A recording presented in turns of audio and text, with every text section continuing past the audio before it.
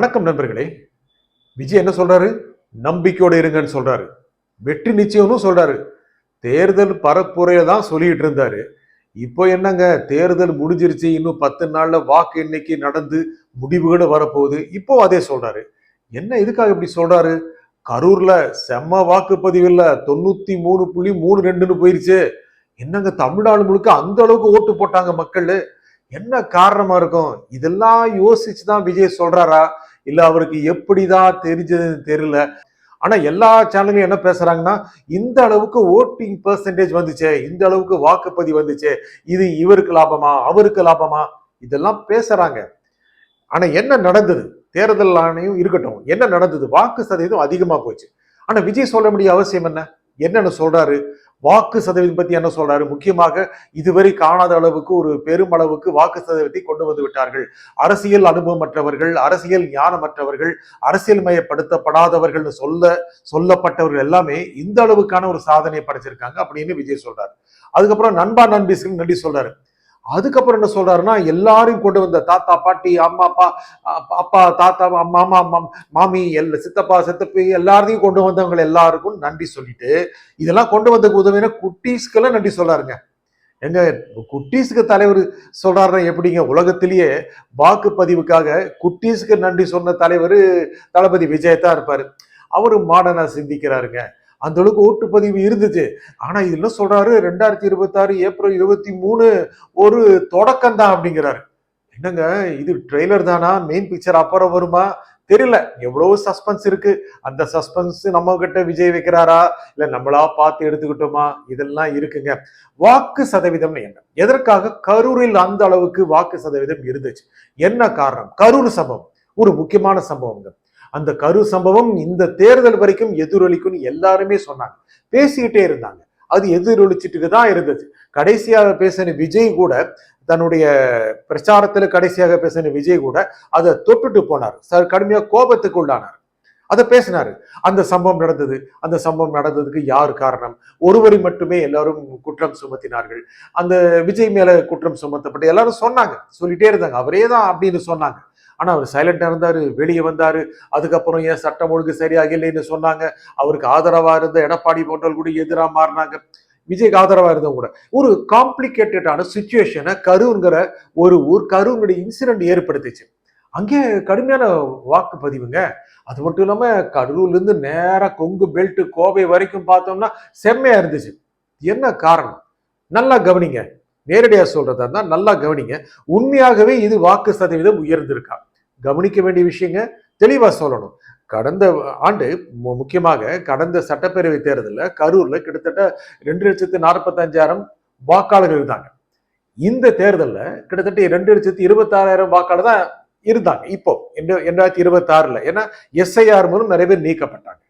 2021 பதிவான வாக்கள் வந்து ஓட்டு போட்டவங்க எவ்வளவுன்னா 2,04,950. இந்த தேர்தலில் 2,03,900. 1000 பேர் கம்மியா ஓட்டு போட்டிருக்காங்க. ஏங்க, இதை போய் பெருசா எடுக்கிறீங்களே அப்படின்னு நிறைய பேர் பேசுறாங்க, ஹெட்லைன் போடுறாங்க. எப்படிங்க வாக்கு சதவீதம் அதிகமாயிருக்கு, ஆனா வாக்கு எண்ணிக்கை வந்த ஓட்டு போட்டவங்க நம்பர் கம்மியா இருக்கு? அப்போனா ஓட்டர்ஸ் அதிகமா ஓட்டு போட்டாங்கன்னு சொல்ல முடியுமா? அதை வச்சு கம்பேர் பண்ணியுமான்னு எல்லாரும் கேட்கறாங்க. எல்லா தொகுதியிலும் அப்படிதாங்க. முக்கியமாக கொளத்தூர், சேப்பாக்கம், திருவல்லிக்கேணி, நிறைய சொல்லலாம். இந்த மாதிரி கடந்த முறை ஓட்டு போட்டவங்க இந்த தடவை ஓட்டு போட்டவங்க ஒண்ணு கம்மி, இல்லாட்டி கொஞ்சம் தான் அதிகம், ஒரு 1000 அதிகம். இந்த சேப்பாக்கம் திருவல்லிக்கேணி அப்படிதான். போன தடவை ஓட்டு போட்டாங்க இல்லையா, அவங்கள விட இந்த தடவை ஓட்டு போட்டவங்க ஒரு 1000 தான் அதிகம். அதை போய் பெருசா சொல்லலாமா அப்படின்னா, அங்க இருக்கின்ற வாக்காளர்களுடைய மனநிலையை பார்க்கணும், உளவியலை பார்க்கணும். கடந்த முறை ஓட்டு போட்டவங்க அப்படியே இந்த வரையும் வந்து ஓட்டு போட்டாங்கன்னு சொல்ல முடியாது. போன வருஷம் 2021ல இதே நம்ம கரூர் எடுத்துக்கிட்டோம்னா 2,04,000 பேர் ஓட்டு போட்டாங்களே, அவங்களே வந்து ஓட்டு போட்டாங்கன்னு தெரியாது. அவங்களே நிறைய பேர் ஓட்டு போடாம போயிருப்பாங்க, வேற வேலையா இருந்திருக்கும், வேண்டாம்னு நினைச்சிருப்பாங்க, வெளியூர் இருந்திருப்பாங்க, இதெல்லாம் இருந்திருக்கும். ஒரு 1000 பேர் கம்மியா அவர் போட்டிருக்காங்க. புதுசா நிறைய பேர் போட்டிருப்பாங்கல்ல, புது வாக்காளர்கள் இருப்பாங்க, ஓட்டே போடாதவங்களுக்கு ஓட்டு பண்ணியிருப்பாங்க. இதெல்லாம் இருக்குங்க, இதெல்லாம் இருக்கு. இதெல்லாமே காரணமா இருக்கும். அவங்க என்ன நினைச்சாங்க? ஒருத்தர் மட்டும் குற்றம் சுமத்துவது சரியா தவறாங்கிறதுக்கான எதிர்வினையை காட்டினாங்களா? இல்லை அவர் மீது குற்றம் சுமத்தியவர்களுக்கு எதிராக இருந்தாங்களா?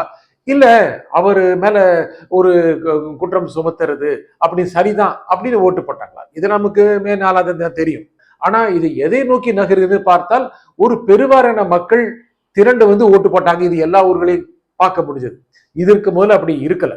மக்கள் நிறைய ஓட்டு போட்டிருக்காங்க, நிறைய தேர்தல் இருக்கு. பொதுவா என்ன சொல்லுவாங்கன்னா ஓட்டிங் பெர்சன்டேஜ் அதிகமாகும் போது ஆளுங்கட்சிக்கு எதிரானது அப்படின்னு சொல்லுவாங்க. உதாரணமா 2001 96ல பெருவாரி வெற்றி பெற்று திமுக வந்தது. 2001 நிறைய ஓட்டிங் பெர்சன்டேஜ் இருந்துச்சு. செல்வி ஜெயலலிதா மீண்டும் ஆட்சிக்கு வந்தாங்க. செல்வி ஜெயலலிதா ஆட்சிக்கு இருந்த 2011 2016 முக்கியமாக 2016லயும் ஓட்டிங் பெர்சன்ட் அதிகமா இருந்துச்சு. ஆனா அவங்களே ஆட்சியில தொடர்ந்தாங்க. இப்ப சமீபத்துல பீகார்ல தேர்தல் நடந்தது. ஓட்டிங் பெர்சன்டேஜ் நிறைய இருந்தது. சரி, அப்ப இருக்கின்ற கூட்டணி அரசு முக்கியமாக நிதிஷ்குமார் பாஜக கூட்டணி அரசு போயிருக்கு நினைச்சாங்க, மறுபடியும் ஆட்சிக்கு வந்துட்டாங்க. அதே ஃபார்முலா தான் இங்கும் அப்படின்னு நாங்க சொல்ல வரவில்லை. ஒவ்வொரு தேர்தலிலும் ஒவ்வொரு மாநிலத்திலும் ஓட்டிங் பெர்சன்டேஜ் ஒரு மாற்றத்தை கொண்டு வரும்.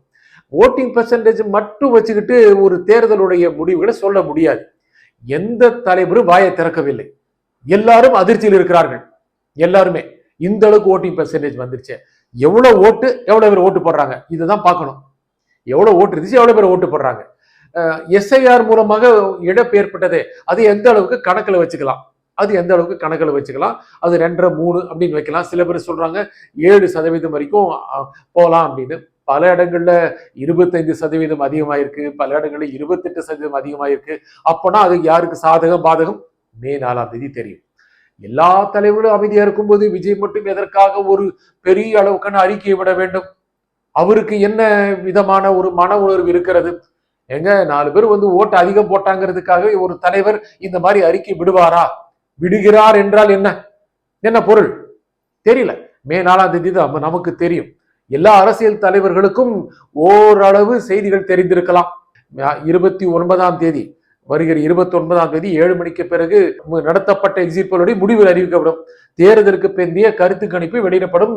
ஏப்ரல் 29ங்க மேற்கு வங்காளத்துல இறுதிக்கட்ட தேர்தல் வாக்குப்பதிவு முடிந்த பிறகு அது அப்போ நமக்கு ஒரு ஐடியா கிடைக்கலாம், இங்க எவ்வளவு இருந்திருக்கலாம். ஆனால் எத்தனையோ எக்ஸிட் போல் எல்லாம் தோற்றும் போயிருக்கு. ஆகல இன்னைக்கு இருக்கிற சூழ்நிலையை பொறுத்த வரைக்கும் இந்த தேர்தலில் பதிவான வாக்கு சதவீதத்தை வைத்து மட்டுமே நம்ம ஒரு முடிவுக்கு வர முடியாது, கூடாது. ஆனா இந்த ஓட்டர்கள் இருக்காங்க இல்லையா, அவங்க மனநிலையும் நம்ம இப்போ கணிக்க முடியாது. தலைவர்கள் அமைதியாக இருக்கிறார்கள், விஜய் மட்டும் அறிக்கை வெளியிட்டிருக்கிறார். இது எல்லாமே நீங்க நினைச்சுக்கங்க. நன்றி, வணக்கம்.